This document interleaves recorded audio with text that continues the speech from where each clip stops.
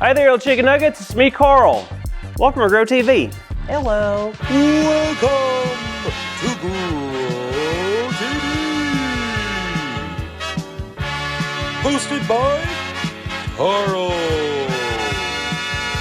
Where we have fun with our friends, talk about Jesus, and go over everything the Bible has to offer. Now once again, welcome to Grow TV. Hello, welcome back to How To with Carl, me. Hi. It was a beautiful day here in my workshop, and I cannot tell you how excited I am to get started on this project today. If you don't remember from last week, I talked about how we're just going to go through a process of me making different videos for the whole series of the how-to, my videos.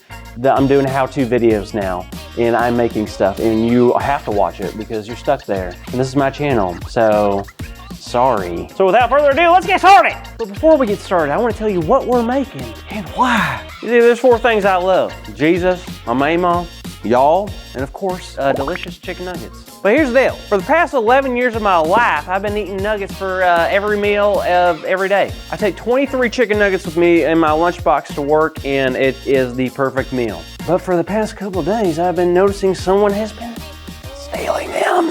That's right, some twisted individuals robbing me of my lunch. And I get it, if it happens once, who cares? Twice, no problem. But 3 times? 4 times? I will not stand for this. So today I'll be teaching you how to make chicken nuggets. But as you can tell, we are not in a kitchen. We are in my workshop. So the chicken nuggets that we will be making today will not be made of chicken, no siree. The nuggets that we will be making today will be made out of 100% wood. The plan is simple. Make nuggets out of wood, place them in my lunchbox, take them to work, the culprit takes my nuggets, tries to bite into them, bam, it's wood. And then they learn their lesson. Such a good plan. So step number 1 on how to create a wooden nugget. Grab a piece of wood. Hopefully you don't get too bored with this step. All right, step number 2. We're going to shape the nugget making cuts. And for that, you need a saw. That's not a saw. What is this? No, that don't do that. Fire extinguisher. Saw, yes. That kind of looks like a knife, but I'll use it. Now make sure you don't ever use a saw or anything sharp without your parents watching over you, so you don't cut something and hurt yourself. I am a professional, obviously. Step number 3, after you have cut your chicken nuggets, you sand them.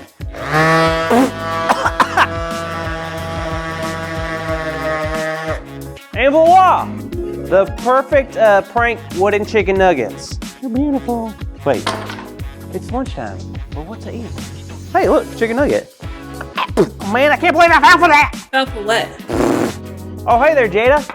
It's kind of a long story. Oh, I love stories. I'd love to hear it. So here's the thing, Jada. You know that I love chicken nuggets and I bring them into work every single day. And for the past, 11 years, that's all I've been loving to enjoy eating is chicken nuggets. And guess what? Here's the thing. This guy or girl, I don't know who it is, Comes in, takes my lunchbox out of work, and eats all my chicken nuggets. So what do? I take a piece of wood, I cut it up, like with this thing. I think it's a saw, maybe a knife, very sharp. Don't play with it, Jada, if you don't know how to use a saw. Anyways, I do that, I sand them down, and now I got a wooden chicken nugget. and that's why I have these wooden chicken nuggets in my hand. Wow, that is quite the story, and you did great with making them. Hey, thanks. I'm pretty proud of them. Now, Carl, I have a question. Hit me. Do you have any enemies? Enemies? Like people I don't get along with? Yeah. Do raccoons count? I don't think so. No? Oh, darn. I don't know. Maybe just one. The person that's eating my lunch at work, I would say they are now my enemy. Okay, because I was reading earlier and I had to ask myself that question. So, do you have enemies? Well, I think I do, you know? I would guess everyone has at least one person they have a hard time being friends with. I have people like that in my life too, but I couldn't help but feel it was wrong to stay angry at someone or even call them my enemy. So when I read the rest of Matthew chapter 5 today, it really changed my mind on the whole thing. Oh, really? What did it say? Well, you know how in superhero movies or shows there's always a good guy and a bad guy, and the good guy is always supposed to beat the bad guy, then the bad guy goes away and everyone lives happily ever after? Yeah, that's the best. Well, what I read in the Bible made me realize that real life isn't like that at all. Huh? What do you mean? Well, think about it. In Matthew 5, Jesus says, "You have heard that it was said, love your neighbor and hate your enemy. But I tell you, love your enemies and pray for those who persecute you." Whoa, is Jesus actually telling us to love our enemies? That doesn't make sense. They're enemies. You don't love your enemies. That's why they're enemies. Man, my brain hurts. I know, I was confused at first too, but that's when I realized that's what Jesus did. What do you mean? I mean, if you read the Bible, it's very obvious that a lot of people tried to make Jesus their enemy. They didn't like the way he talked or what he did, but no matter how many people despised him or made fun of him, he always did one thing. He loved them. No matter what they looked like, where they came from, and even when they plotted against him, Jesus loved them every time.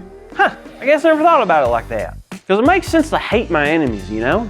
But it makes more sense to listen to God and not just their failings. And I guess God doesn't only love me. God loves my enemies too. You're exactly right, Carl. So I hope that helps you with the whole stolen chicken nugget situation. It does, thank you. Because before I was really hoping to get back at this person, you know? But now I know if I ever have those feelings of anger or hate, I can just take a deep breath, pray, and follow Jesus' example.